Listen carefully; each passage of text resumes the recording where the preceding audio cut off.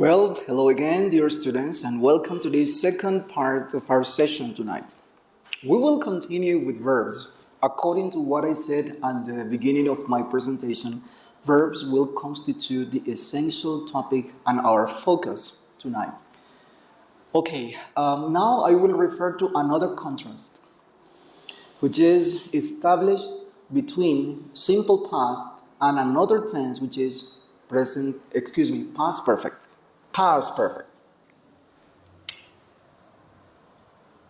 One more time, we'll enlarge and we will enrich the summarized chart. We have I do, I am doing, I did, I was doing, I have done, I have been doing, and now we'll have this one. I had done. This is the past perfect. For you to understand the way the past perfect works, it's necessary to establish a connection between that tense and simple past.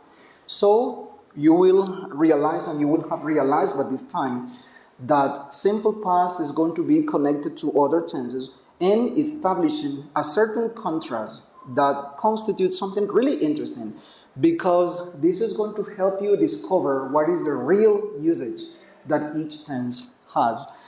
So let's refer to past perfect. Okay, past perfect is a tense that essentially refers to this: one action in the past before another action in the past. Did you get it? I'm going to repeat. One action in the past before another action in the past. So how many actions in the past are we talking about? 2. Let's see it in our timeline. This is now, and this is future, and this is past. So let's suppose that at this time, which is 3 p.m., an action took place, and almost immediately at 3:05 p.m., another action took place. So how many actions in the past? I said 2. Let's refer to all of them. The thieves went away. Okay, and at 3:05, the police arrived. Okay, we're talking about a movie, okay? Oh, well, not exactly a movie, okay? It's a situation. Let's give context and let's give characteristics and circumstances to the fact for you to understand the use of it. Well, at 3 p.m., the thieves went away, and at 3:05, the police arrived. Now, both of them are in past, simple past. They went, they arrived. Okay? But if you want to make an exerted contrast between both of them, and you want to refer to the one taking place before, that is the one being expressed in past perfect. Let's see how the two sentences make and constitute a compound one. When the police arrived,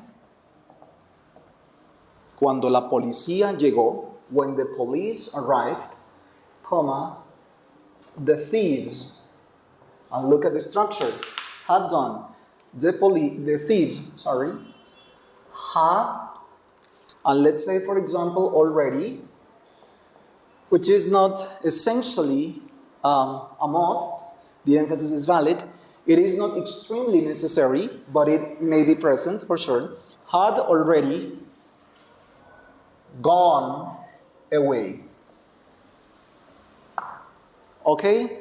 Usually, the existence of past perfect is not present in an isolated form with respect to the simple past. Usually, for you to refer to a sentence in past perfect, a simple past sentence must be in the sentence too. ¿Qué tenemos aquí? Cuando la policía llegó, los ladrones ya habían huido, ya se habían fugado. So, the action taking place before, according to my explanation, is the one that has to contain past perfect. When the police arrived, the thieves had already gone away. Okay? I'm going to give you another example.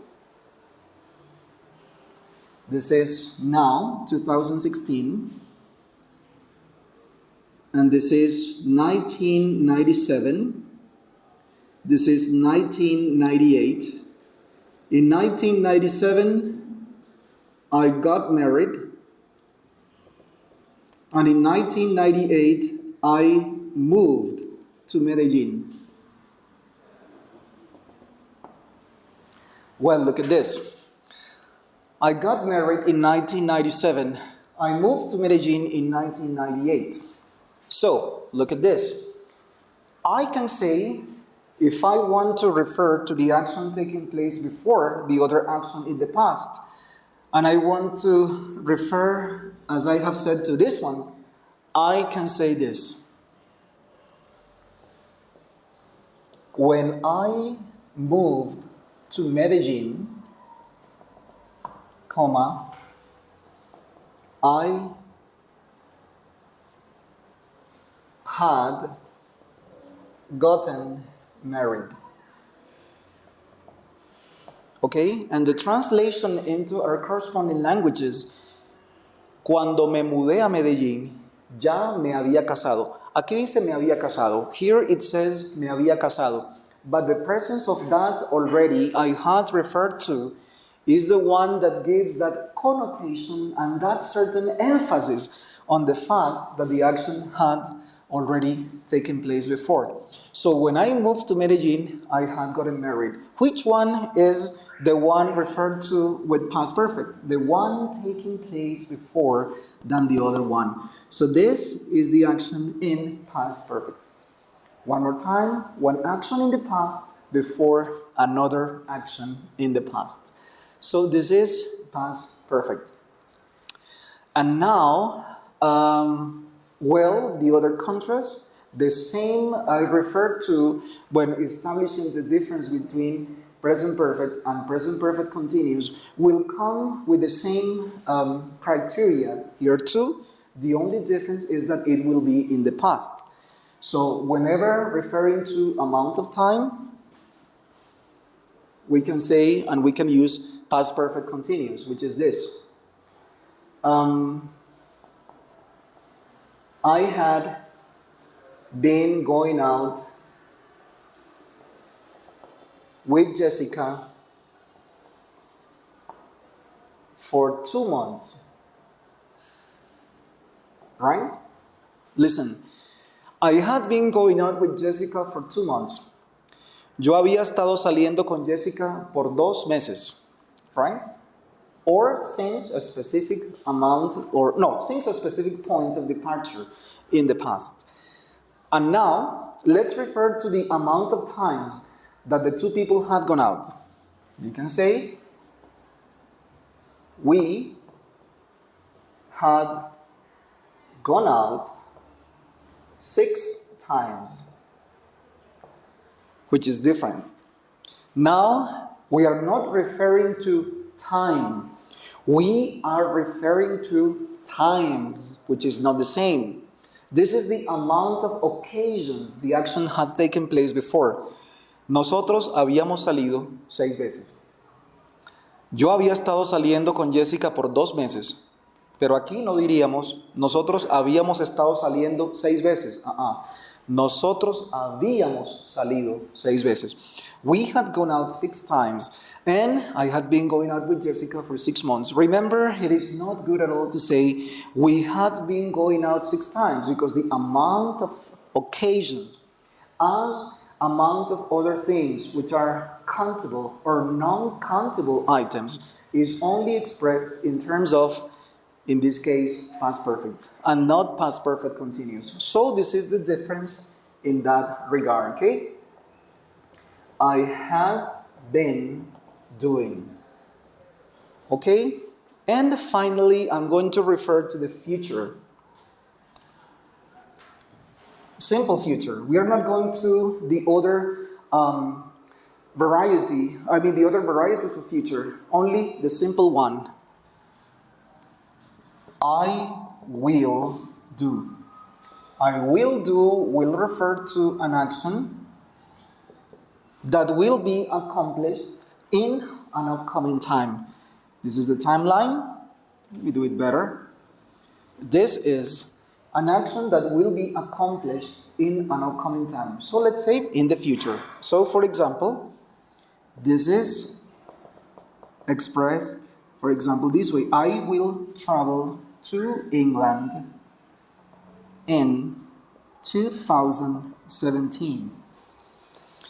I will do. So I'm going to write it here too. I will do.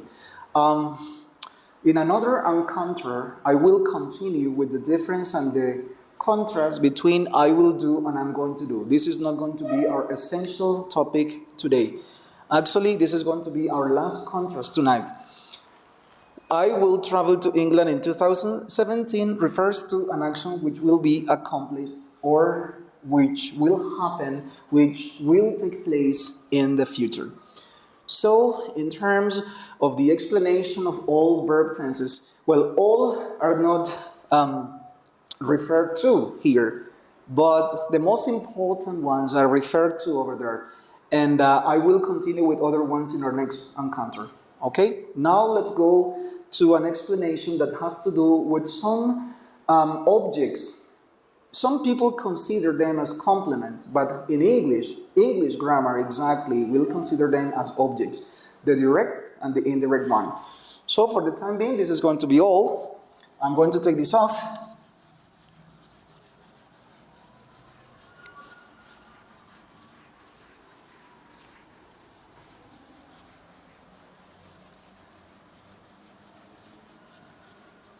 And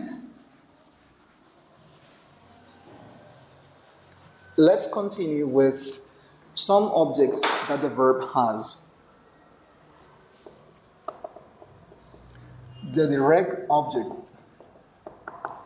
Okay, essentially, the direct object in terms of the action and whatever the grammatical tense is a complement or is the specific object, because essentially it is an object that will receive in a direct form the action mentioned by the verb. So we can say, I saw a black cat this morning. I saw a black cat this morning.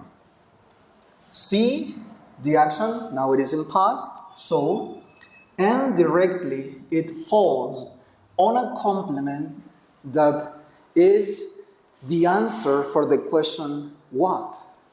The question is, what did you see? What did you see? A black cat. So this is the direct object, right? We can also say, for example, I bought an apartment last year. I bought an apartment last year. The action by, in this case it is in the past once more, bought, and it falls on a piece of information or an object which is exactly an answer for the question, what? What did you buy? What did you buy? An apartment. So this is the direct object. Clear? The direct object is going to usually have the position which is after the verb. In some other cases, as we will see in some moments, it can have another position, but mainly that is the position that it regularly has after the verb. Now, let's continue with the indirect object.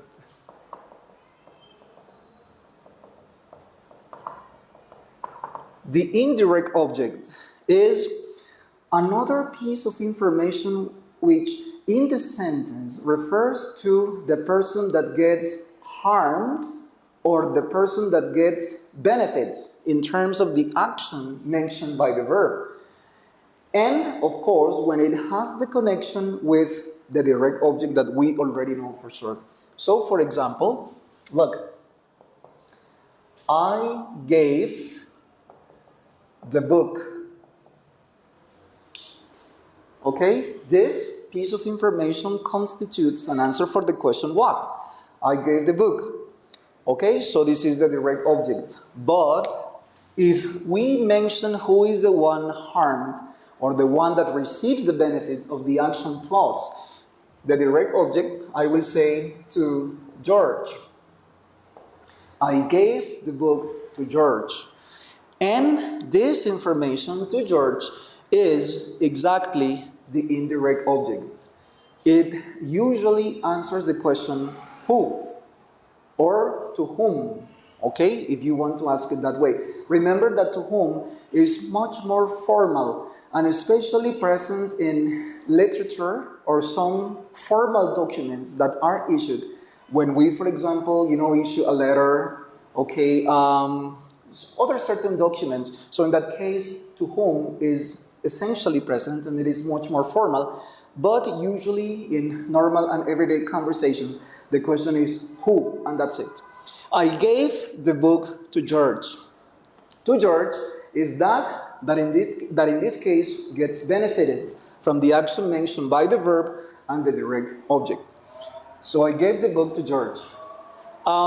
When having this gathering, I will call that a gathering between the direct object and the indirect object, we have another possibility of placing and arranging an order of appearance of the two elements within the sentence. We can say, I gave George the book. Okay? Look, I gave George the book. Now we can find that the indirect object appears first and the direct object, which in the first sentence was first, appears later, right? I gave George the book. I'm going to give you the last example tonight. We're getting almost to the end of the presentation. And look at this. I gave the keys to my mother. Okay? I gave the keys to my mother. Gave, the verb, the keys, the direct object, and let me make a correction. I didn't write my, so let's do it better. Okay, I gave the keys to my mother, and to my mother is the indirect object, but we can also have another order for the sentence to be arranged. We can also say, I gave my mother the keys. I have selected a similar structure for you to realize on a detail. What happened when the indirect object is placed at the end? We can find that the preposition to for the introduction of the object is necessary. To George, to my mother.